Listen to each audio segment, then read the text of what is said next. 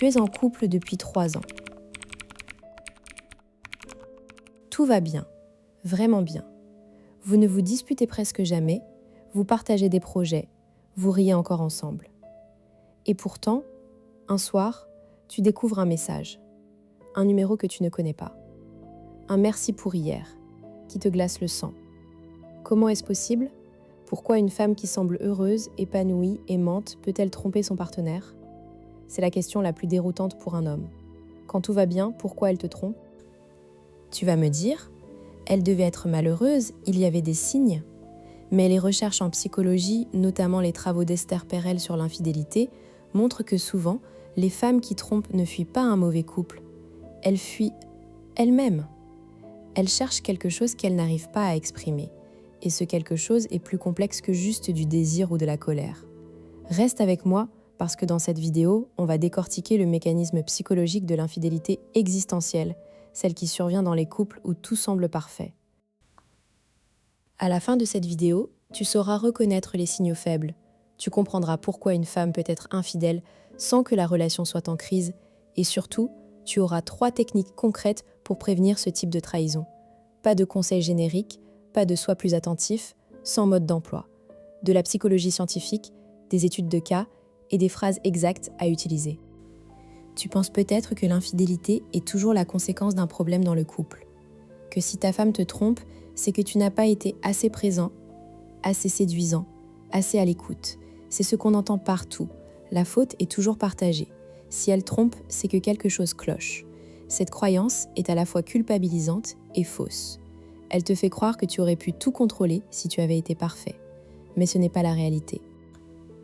Les études montrent que dans environ 40% des cas d'infidélité féminine, la relation principale est jugée satisfaisante par la femme elle-même.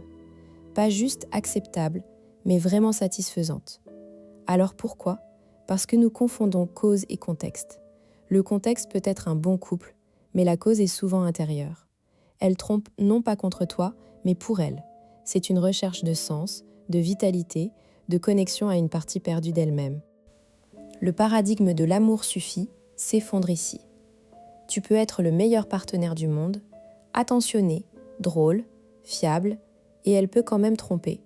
Non pas parce que tu as échoué, mais parce qu'elle a perdu quelque chose qu'elle ne sait pas retrouver dans le couple. Et ça, personne ne t'apprend à le gérer. Esther Perel, dans ses travaux sur l'infidélité, distingue 2 grands types de tromperie. L'infidélité de fuite, on quitte un couple dysfonctionnel, et l'infidélité existentielle, on cherche une renaissance, une reconnexion à soi. C'est sur ce 2e type qu'on va se concentrer. Le mécanisme caché est le suivant, la femme se sent trop stable, trop prévisible, trop dans le rôle de la compagne parfaite. Elle ne se reconnaît plus dans le miroir de son couple, alors elle cherche une expérience qui la confronte à une autre version d'elle-même, plus désirante, plus spontanée, plus risquée. Ce n'est pas une recherche de vengeance, ce n'est pas non plus un manque d'amour pour toi. C'est une tentative de réveiller une partie d'elle qui s'est endormie dans le confort. Le problème, c'est que ce réveil passe souvent par une transgression, parce que la transgression est le seul espace où elle se sent vivante, interdite, à nouveau libre. Le mécanisme est donc stabilité plus, sentiment d'emprisonnement dans son rôle et besoin de transgression pour se sentir exister. Et toi, tu ne vois rien, parce que tout va bien. Prenons un cas concret. Anne-Sophie, 34 ans, directrice marketing à Lyon.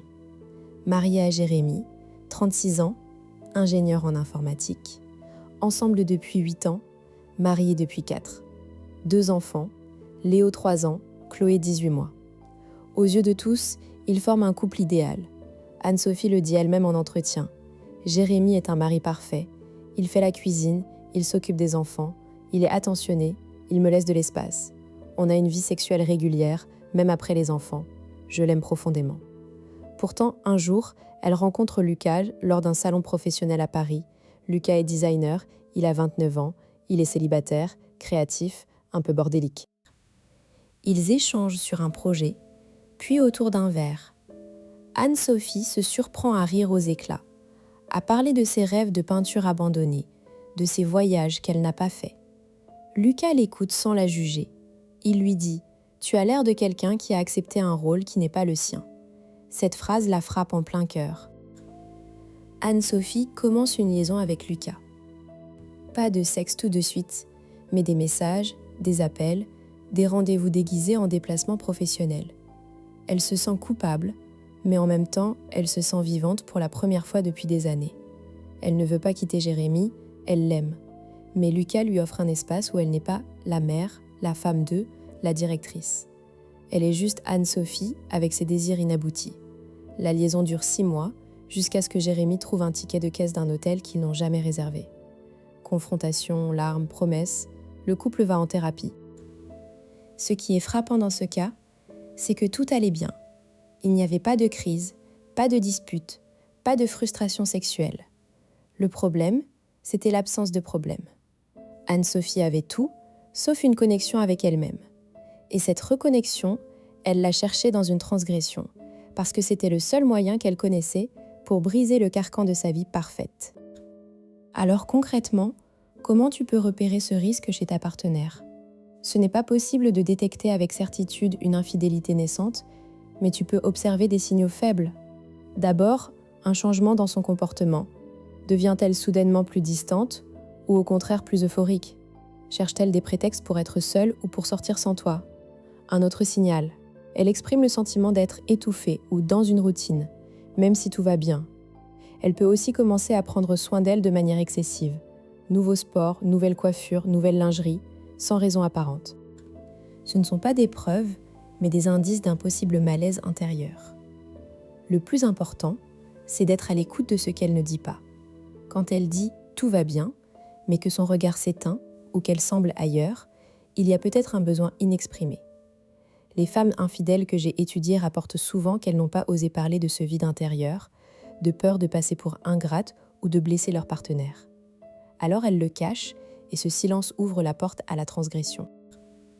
Quand tu comprends que l'infidélité existentielle n'est pas une attaque contre toi, tu arrêtes de te sentir responsable de tout.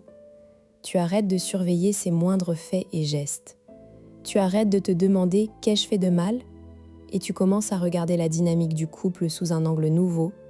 Comment créer un espace où elle peut se sentir exister sans avoir à transgresser ? Comment lui permettre de vivre sa singularité à l'intérieur du couple et non à l'extérieur ?